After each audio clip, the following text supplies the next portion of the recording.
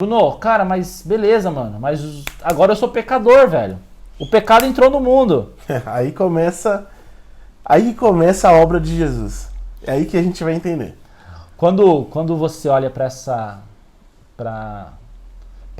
esse histórico, Gênesis 3, tá? Antes, Gênesis 1 e 2, tudo muito lindo. Gênesis 3, pecado entrou no mundo. Quando o pecado entrou no mundo, tudo mudou. Como a Bíblia diz, por um só homem, o pecado entrou. Só que não termina por aí, e nunca termina por aí.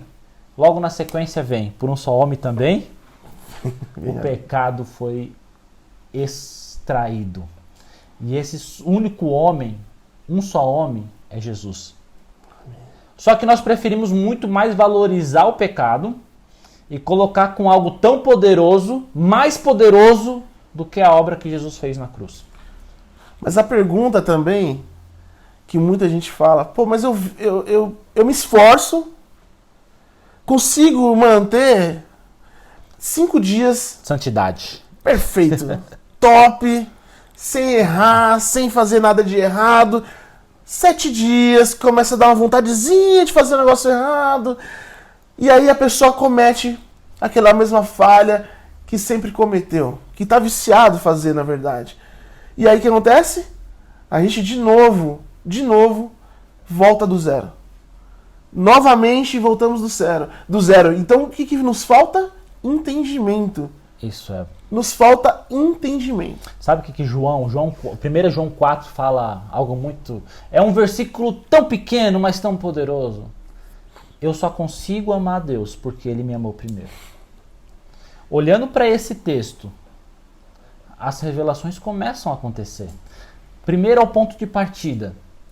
Não coloque como referência o teu amor por Jesus. Coloque por referência o amor dele por você.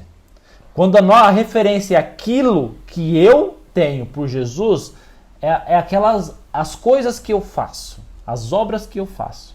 Mas quando eu enxergo o tamanho do amor dele por mim, tudo muda. Tudo muda, todo o conceito muda. É que nem Pedro. Pedro estava ali andando lado a lado com Jesus, na mesma passada, os dois. E Pedro vendo todos os milagres, vendo tudo. Tudo junto. E aí chegou um belo momento que Jesus, ainda assim, Jesus já tinha alertado, né? Jesus foi pego, Jesus estava lá apanhando, estava lá com a sua carne sendo rasgada. Nesse momento, Pedro nega Jesus. Aí, logo na sequência, nega a segunda vez, a terceira vez, até que Pedro e Jesus trocam olhares. A Bíblia fala que Jesus olhou fixamente nos olhos de Pedro. Cara, sabe o que é esse olhar fixamente? Agora olha para Jesus. Eu já vi muitos falando que, tá vendo? Eu te avisei. Aquele olhar de condenação. De condenação. Não foi isso. Pelo contrário. Quando Jesus fixa o olhar em Pedro, Jesus está falando com Pedro. Ei, Pedro, não existe nenhuma acusação contra você. Cara, isso é tão importante você entender, porque daquele momento em diante, Pedro inverteu. Dali, Pedro começou a basear a vida dele no amor de Jesus por ele, e não no amor dele por Jesus mais. O tempo todo, Pedro estava baseando a vida dele no amor dele por Jesus. A partir desse momento, daquele olhar fixo, Pedro passou a basear a vida dele no amor de Jesus por ele. Por isso que a Bíblia diz, ei, você só consegue amar a Deus porque Ele te amou primeiro.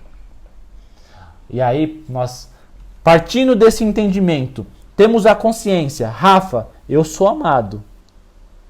Rafa, você é amado. Nós não conseguimos ficar com esse amor só aqui. Nós começamos a derramar esse amor em pessoas.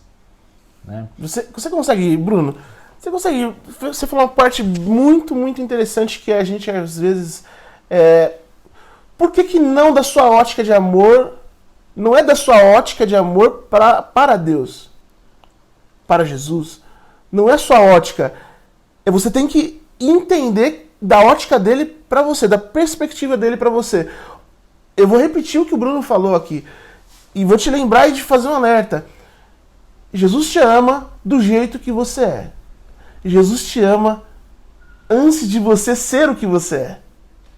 E Jesus te ama depois do dia de hoje. O que é importante você entender é que às vezes a gente aprende uma linguagem do amor. E a nossa linguagem de amor tem parâmetros. E tem muita gente que hoje, você talvez aí, não teve um amor, um exemplo de amor de paternidade, ou da parte da mãe. Então o seu estilo de amor, tem gente, eu vou te falar uma coisa que parece ser um pouco assustador, e é de verdade. Manda pra nós. Tem gente que só entende a linguagem do amor através da briga. Não consegue viver com uma pessoa sem brigar. Eu já vi vários status, vários posts dentro das redes sociais falando que se não tem briga, não tem amor. Faz sentido? Oi? Quem te ensinou isso? Se você partir da perspectiva de Deus, nunca houve briga. Nunca houve briga. Se a gente quer falar então do Antigo Testamento, de Adão e Eva, você vê Deus brigando com eles em nenhum momento. Nenhum momento. Nenhum momento. Jesus, quando ele foi traído por Pedro, ele olhou, mesmo com esse sofrimento que eu estou passando por você, Pedro, eu não tirei os olhos de você porque eu te amo. Olha aí, ó.